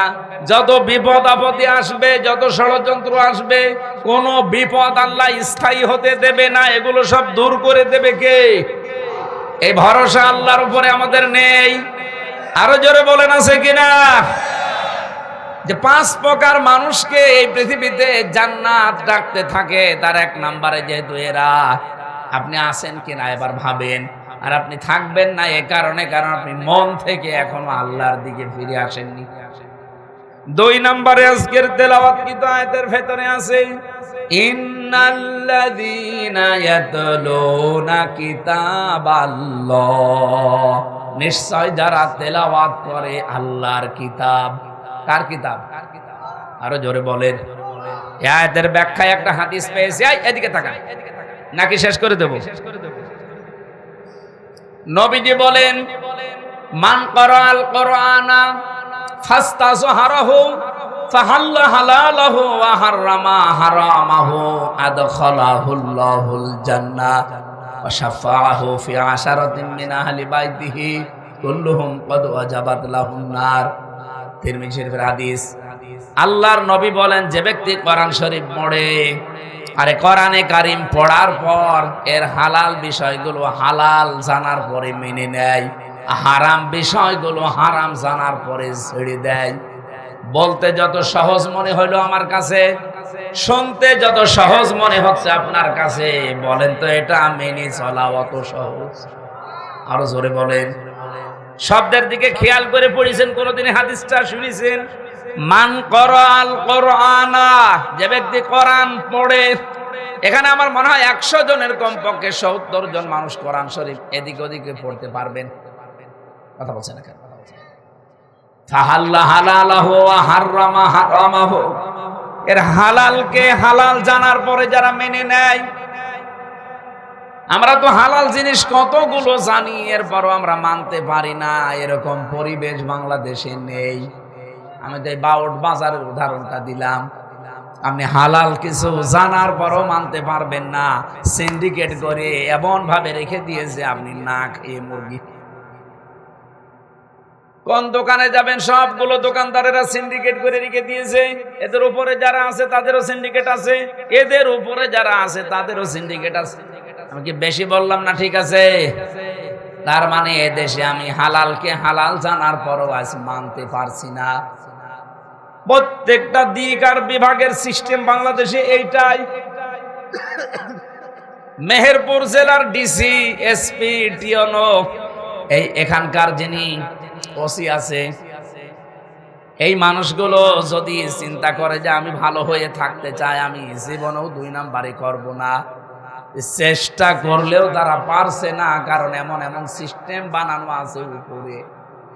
এই মেহেরপুর জেলার ডিসি হয়ে আসতে হলে তারে কমপক্ষে 20 কোটি টাকা দিয়ে আসা লাগে।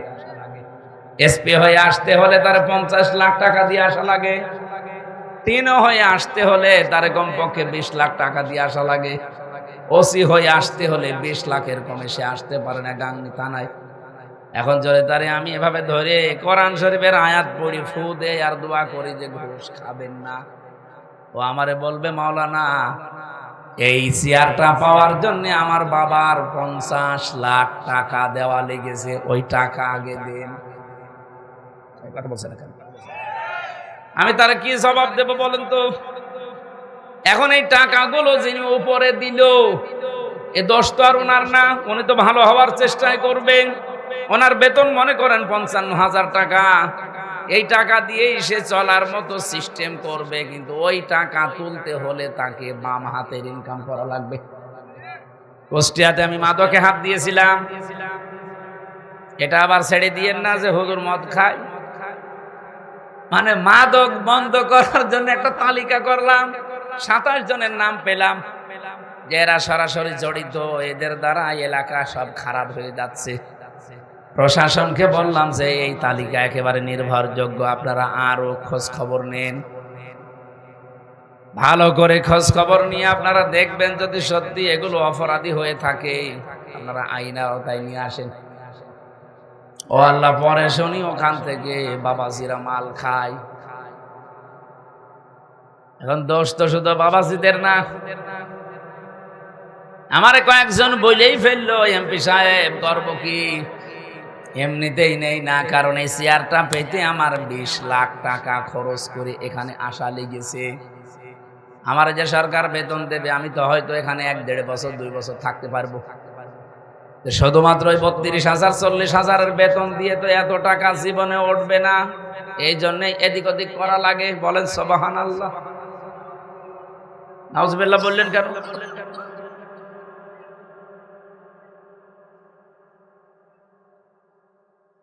যাদের তালিকা করে দিলাম তারা এই রাত 10টা 11টা 12টায় আমার বাড়িতে নিচতলায় এসে বলে, মাওলানা হুজুর মানুষ এমপি হয়েছেন, অসুবিধা নেই, আমাদের নামে তালিকা দেন। আমাদের কাছে তো বাবাজির আগে জিনিস নিয়ে যায়, তালিকা যতই দেবেন ধরবে না।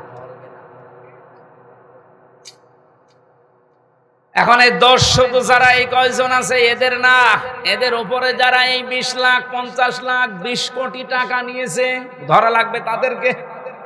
এই জন্যই বলছিলাম 1628 জন মানুষের মন যতদিন পর্যন্ত আবু বকরের মতো ওমরের মতো তৈরি না হবে, এ দেশে শুধু ওয়াজ নসিহত করে ভালো করা সম্ভব না।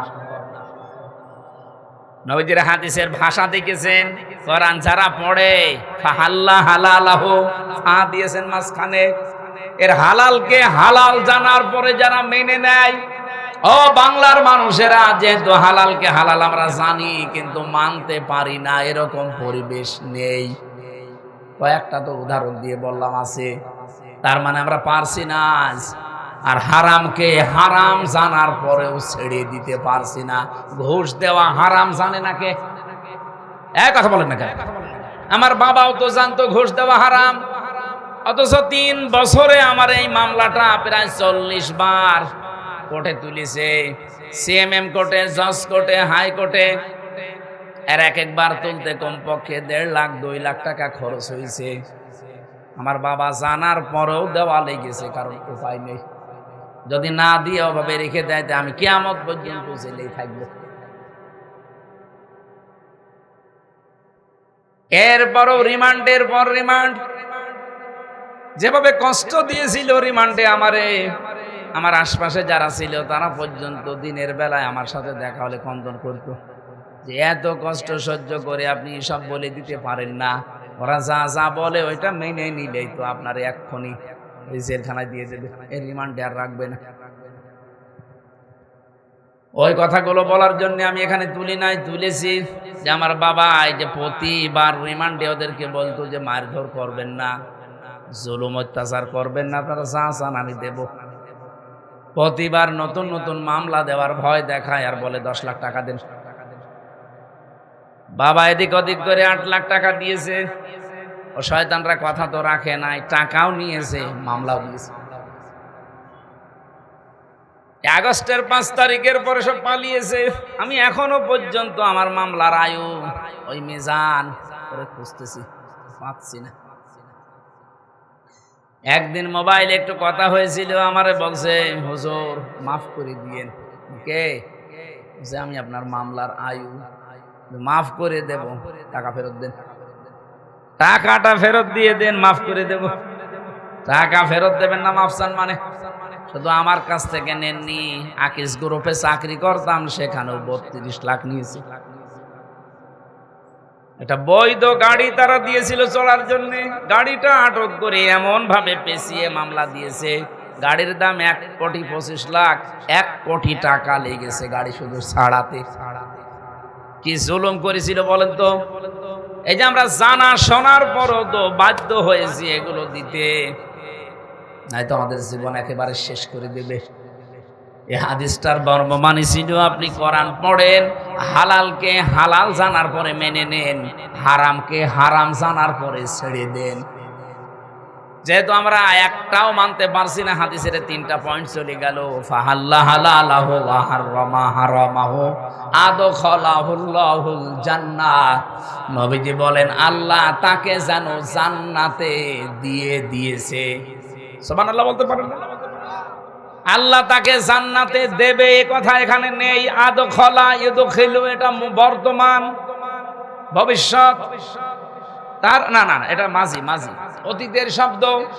আদখালা ইউদখিলু এটা অতীতের শব্দ।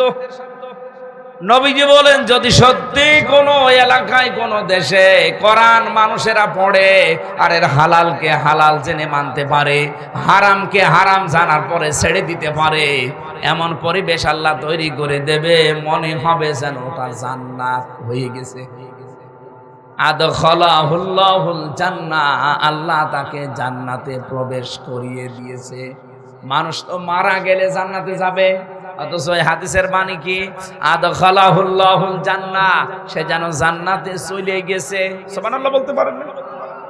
আমরা তো মরার আগে এরকম একটা জান্নাত চাচ্ছিলাম, কিন্তু হয়নি, আমাদের কপালে হয়তো নেই, আর আমাদের চেষ্টা ওইভাবে হয়নি।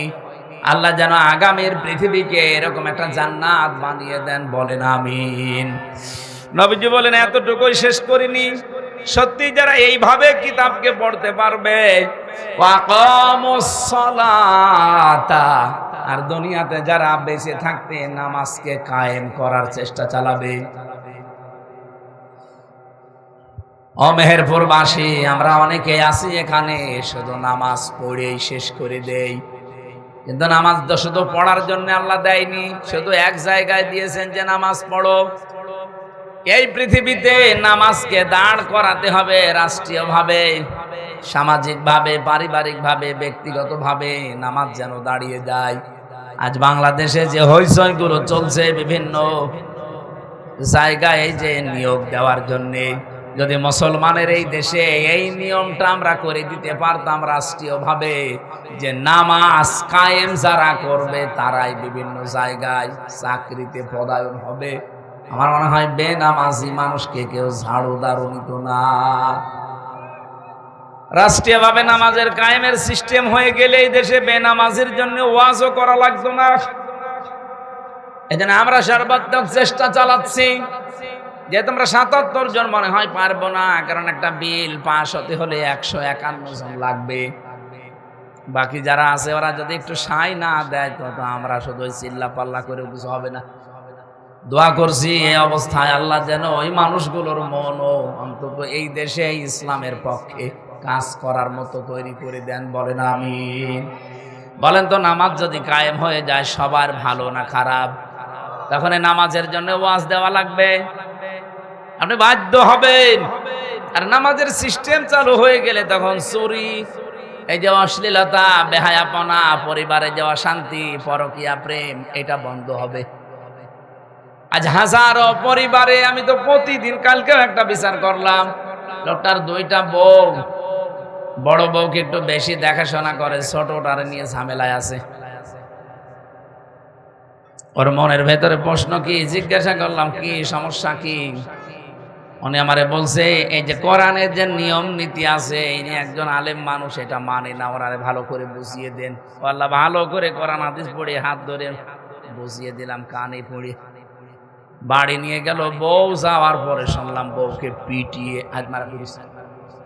শেষে বউ আবার 999-এ কল দিয়েছে, দিয়ে পুলিশ ডেকে হুজুরকে ধরিয়ে দিয়েছে। এটা হতো না যদি নামাজ সত্যি আমরা কায়েম করতে পারতাম এই দেশে, নামাজের শিক্ষাগুলো তখন আমাদের সামনে আসতো।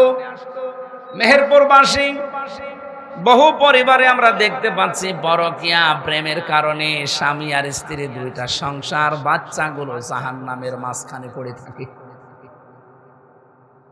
একটা রোগ, এই রোগের একটা ঔষধ আছে।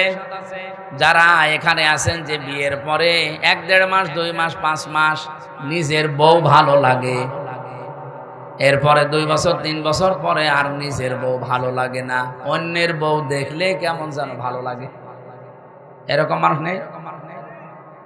নিজের বউ প্রথম প্রথম ভালো লাগতো, এই 2-2.5 বছর 5 বছর পরে আর নিজেরটা ভালো লাগছে না, অন্যেরটা দেখলেই কেমন যেন ভালো লাগে। এরকম আছেন কারা? হাত তোলেন তো। নেই, এখানে নেই।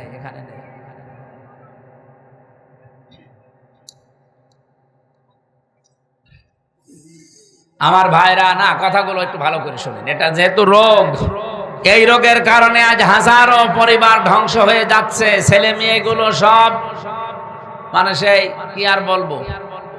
এটা এই রোগ থেকে মুক্ত করা দরকার না আমাদের? বলেন বলেন। কোরআনে কারিমে আল্লাহ ঔষধ দিয়েছেন আমাদের জন্য, যারা এই রোগে রোগী আছেন। কুল্লিল মুমিনিনা ইয়াগুদ্দু মিন আবসারিহিম ওয়া ইয়াহফাযু ফুরুজাহুম যালিকা আযকা লাহুম। সারা জীবনের জন্য মানা লাগবে না, মাত্র 1 মাস। ও মেহেরপুরবাসী, যারা এরকম পরিবারগুলো ধ্বংস করে ফেলছেন, মাত্র 1টা মাস এই 2টা ঔষধ আল্লাহ বানিয়েছেন, খাবেন। 1 নম্বরে নিজের চক্ষুকে নিম্নগামী করবেন, যেটা দেখা যায় নেই ওইটা দেখা যাবে না, সে যেই হোক। 2 নম্বরে নিজের লজ্জা স্থানকে হেফাজত করে রাখা লাগবে। আরে ভাই, আপনাকে 10 বছর বলছি না, মাত্র 1 মাস করে দেখেন। আল্লাহ বলেন যালিকা আযকা লাহুম, এইটাই পবিত্র পন্থা। আমার তো মনে হচ্ছে আল্লাহর এই ঔষধ আমরা যদি সত্যি মেনে নিতে পারি। আমি পরীক্ষিত কিছু মানুষকে ঔষধ দিয়েছি, তারা এসে ঘুরে বলেছে যে আমরা ফল পেয়েছি। আপনার যাদের এরকম মন মানসিকতা হয়ে গেছে, যারা পরকীয়া প্রেমী আছেন অলরেডি, তারা এটা করে দেখেন। 1টা মাস শুধু নিজের চোখকে কন্ট্রোল করে রাখবেন, নিজের লজ্জা স্থানকে হেফাজত করেন, আবার নিজের স্ত্রীকে আগের মতোই মনে হবে। ঠিক শুধু একজন বলল, বাকিগুলো ফেরেশতা বসে আছে।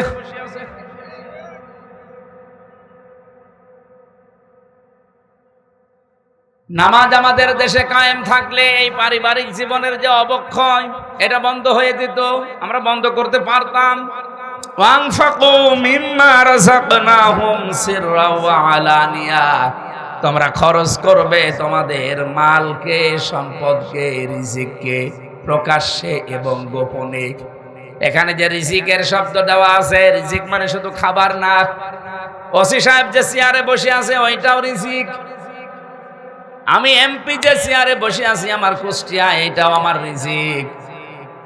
যত মানুষ অসহায় অবস্থায় আসবে, এই চেয়ারটার যে ক্ষমতা এই দেশে সরকার দিয়েছে, এটাকে কাজে লাগিয়ে মানুষের বিপদ আপদ দূর করার সর্বাত্মক চেষ্টা করা, এটার নাম রিজিক। আল্লাহ বলেন, খরচ করার জন্য যদি প্রকাশ্যে গোপনে মানুষ চেষ্টা চালায়, ইয়ারজুনা তিজারাতান লান তাবুর, এ মানুষগুলো আশা করতে পারে এমন একটা ব্যবসার, যেই ব্যবসা করলে কোনো ক্ষতি নেই, কোনো লস নেই। জোরে বলেন সুবহানাল্লাহ। 3 নম্বরে বেশি এই পৃথিবীতে ন্যায় বিচার যারা কায়েম করতে পারে, এই মানুষগুলোকে জান্নাত কিয়ামতের দিন ডাকতে থাকবে। 4 নম্বরে পেয়েছি যারা যৌবনে আল্লাহর ইবাদত বন্দেগী করে, এই মানুষগুলোকে কিয়ামতে জান্নাত ডাকতে থাকবে। 5 নম্বরে দুনিয়ার জীবনে যারা অন্যের উপরে দোষ না দিয়ে নিজের উপরে দোষ চাপিয়ে নেয়, তাদেরকে ডাকতে থাকবে। সারা বাংলাদেশে এই গোনাটা এত বেশি, মেহেরপুরেও আছে। নিজে অন্যায় করে, আর এই অন্যায়টা একটা নিরপরাধ মানুষের উপরে, নিরপরাধ দলের উপরে, নিরপরাধ গোষ্ঠীর উপরে চাপিয়ে তাদেরকে কালার করে দেয়, এমন মানুষ নেই? আরো জোরে বলেন। এটা মেয়েদের ভেতরে একটু বেশি। এটা আর একটা কয়েকটা অর্থ আছে, তোহমত বলে, বহতান বলে, এই যে চকলখড়ি বলে, এর কথা ওর কাছে লাগানো, ওর কথা ওর কাছে লাগিয়ে সম্পর্ক নষ্ট করে দেয়। এটা এত মারাত্মক অপরাধ আল্লাহর কাছে। যে এলাকায়, যেই দেশে এই অপরাধটা ব্যাপক আকার ধারণ করে, আল্লাহ পাক বলেন আমি আস্তে আস্তে ওখান থেকে আমার রহমতের দরজা বন্ধ করে দেই। সুতরাং আপনাদের উচিত, আমি যেহেতু হেদায়েতমূলক কথা বলছি। এবার এই গণাটা যারা করছেন, এই চকলখড়ি করা, তালাতালি করা, এটা বন্ধ করেন, নয়তো এলাকায় বসবাসের অযোগ্য হয়ে আমরা কিন্তু পড়ব। মুসা আলাইহিস সালামের জামানায় একবার বৃষ্টি বন্ধ ছিল অনেক দিন। চাটিয়াল ময়দানে সবাইকে নিয়ে দোয়া করলেন, আল্লাহ বৃষ্টি দাও। 3 বার দোয়া করার পরে বৃষ্টি হয় না। মুসা নবী তো রাগী নবী, রেগে গেছে। ডাক দিয়ে বলে, রব্বুল আলামিন, এগুলো নয় আমার উম্মত, আমার মায়া লাগে, কিন্তু তোমার তো বান্দা, তোমার মায়া লাগে না। আল্লাহ বলেন, মায়া লাগে, কিন্তু বৃষ্টি দেব না। উনি বলছেন না, দেওয়া লাগবে। আল্লাহ বলছেন, দিতে পারি, কিন্তু তুমি যাদের নিয়ে মোনাজাত করছিলে এর ভেতরে একজন নামিমা, তালাতালি করা মহিলা আছে। এর কথা ওর কাছে লাগায়, খালি সম্পর্ক নষ্ট করে দেয়। এই মহিলাকে নিয়ে যদি দোয়া করো তুমি, নবীর দোয়াও কবুল হবে না। মুসা নবী বলছে, আল্লাহ তুমি শুধু নাম বলো, দেখো কি করি। আরে ঘাড় ধরে বের করে দেয়। আল্লাহ বলছেন, না, আমি নিজেই নাম ধরতে কথা বলে পছন্দ করি না, আর এখন আমি নাম ধরলে তুমি সবার ভেতরে অপমান করবা। উনি বলছে, আল্লাহ আমি তো আর আলিমুম বিজাতিস সুদূর না, যে মানুষের মনের খবর জানি, তা আমি জানবো কি করে যে অন্যায়টা ও করছে। আল্লাহ পাক বলেন, এই গোনার কথাটা শুধু ওই ময়দানে যে বলবা, যে এই গোনায় আছে সে তাওবা করে, সবাইকে নিয়ে তাওবা করলে সেও তাওবা করবে। উনি চাটিয়াল ময়দানে গেলেন, বললেন, আমার উম্মতেরা দোয়া 100 বার করলেও কবুল হবে না। এখানে এমন একজন লোক আছে, এমন একজন মেয়ে লোক আছে যে তালাতালি করে, এর কথা ওর কাছে লাগায়, ওর কথা ওর কাছে লাগিয়ে সম্পর্ক নষ্ট করে, তার জন্য দোয়া কবুল হচ্ছে না। কিন্তু আমি জানি না কে এটা। আমি আজকে এখানে একটা তাওবা ওপেন করে দিলাম, সবাইকে নিয়ে তাওবা করব। এই তাওবা করতে গিয়ে আমার আশা যে সেই মহিলাও তাওবা করবে। তাওবা করলেন, ওই মহিলাও তাওবা করেছে। তাওবা মানে শুধু আস্তাগফিরুল্লাহ না, এটা তো একটা বাক্য। তাওবা মানে আমি স্বীকৃতি দিলাম আমি অপরাধী। তাওবা মানে আমি জীবনের মতো ফিরে আসলাম। তাওবা মানে এই অপরাধ আর আমার জীবনে আর কোনোদিন করব না। আমি আগে নাচ গান দেখতাম, মনে করেন আমি তওবা করে ফিরে আসতে চাই, তাহলে প্রথমে আপনাকে অনুশোচনা করা লাগবে, অনুতপ্ত হওয়া লাগবে আল্লাহর কাছে। 2 নম্বরে স্বীকৃতি দেওয়ার পরে আপনি ফিরে আসবেন যে না, আমি আর এই রাস্তায় আর কোনোদিন যাব না। 3 নম্বরে জীবনে যদি কোনোদিন আবার সুযোগ পাই, আমি আবার গান দেখব। বলেন বলেন, আমি সুযোগ পাওয়ার পরে ওয়ালাম ইউসিররু আলা মা ফাআলু ওয়া হুম ইয়ালামুন, তারা সুযোগ পাওয়ার পরে এই গুনাহটা রিপিট করে না, এই মানুষটা তওবা কবুল হয়। সুতরাং এই পৃথিবীতে আমরা যারা তওবা করতে চাই, ওই মহিলার মতো যদি তওবা করতে পারি যে আমি অনুশোচনা করছি, অনুতপ্ত হচ্ছি, আল্লাহ আমি স্বীকৃতি দিলাম আমি এই গুনাহটা আর করব না, জীবনে সুযোগ পেলেও কোনোদিন আমি আর এরকম অবস্থায় যাব না, এই সিদ্ধান্ত নেওয়ার পরে মুসা নবী শুধু মোনাজাত করতে বাকি, বৃষ্টি সঙ্গে সঙ্গে হতে দেরি হয়নি। মেহেরপুরবাসী এইরকম গুনাহ যেহেতু আমাদের এলাকায় অহরহ চলছে, এজন্য আল্লাহর বহু রহমতের দরজাগুলো আল্লাহ বন্ধ করে দিচ্ছে। এখন তো এপ্রিল মাস এখনো শুরু হয়নি, মার্চ মাস শেষে, অথচ এত গরম তো হওয়ার কথা না। রব্বুল আলামিন বলেন, সাহারাল ফাসাদু ফিল বাররি ওয়াল বাহরি বিমা কাসাবাত আইদিন নাস লিইউযিকাহুম বা'দাল্লাযী আমিলু লাআল্লাহুম ইয়ারজিউন। জলস্থলে যে বিপদ আপদ মুসিবত গুলো দেখতে পাও, এগুলো আমি একটাও পাঠাতে চাই না, সব তোমাদের হাতের কামাই করা ফসল। সুতরাং আমরা নিজেরা পরিবর্তন হওয়ার চেষ্টা করি। আল্লাহ আমাদের তৌফিক দিন, বলেন আমিন। যে 5 প্রকার মানুষের নাম বললাম কোরআন থেকে, আপনি কোন প্রকারে আছেন নিজের সাথে মিলান। আল্লাহ যেন এই 5 প্রকারের যে কোনো এক প্রকারে আমাদের কবুল করেন, বলেন আমিন।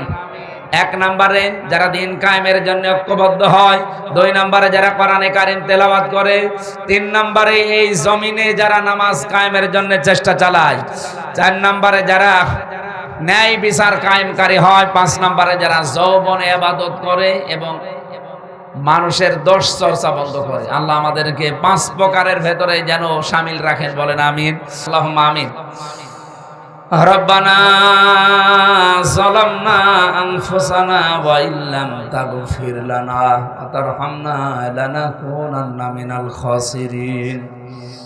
রব্বুল আলামিন, অনেকগুলো গুনাহগার বান্দা বান্দি আমরা এক জায়গায় হয়ে গভীর রজনী পর্যন্ত তোমার দরবারে হাত তুলেছি। কোরআনের যে কথাগুলো শুনলাম, বিশেষ করে যে 5 প্রকার মানুষকে জান্নাত ডাকতে থাকবে, আল্লাহ আমাদেরকে তার ভেতরে শামিল করে দাও। আমরা যেন কোরআন তেলাওয়াতকারী হতে পারি, দিন কায়েমের আন্দোলনে মন থেকে যেন আমরা কাজ করতে পারি।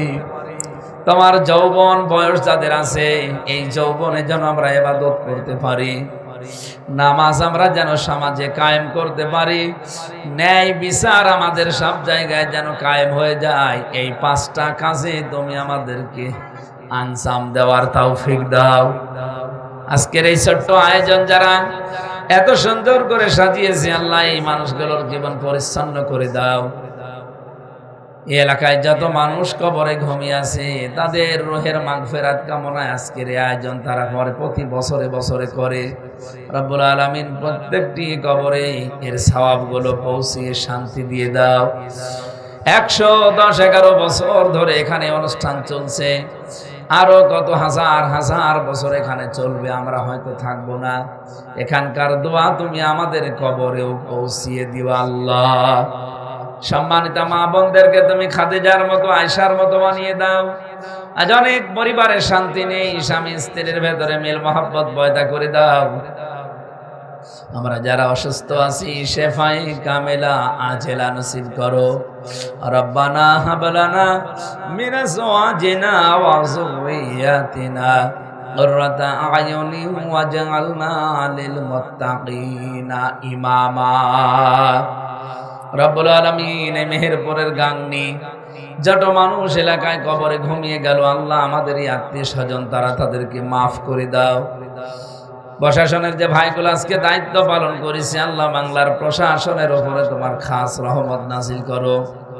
এই এলাকায় যারাই দায়িত্বশীল আছে, মাননীয় সংসদ সদস্য সহ যত মানুষ এলাকায় দায়িত্ব পালন করে, আল্লাহ সততার সাথে ইখলাস নিয়ে পালন করার তৌফিক দাও।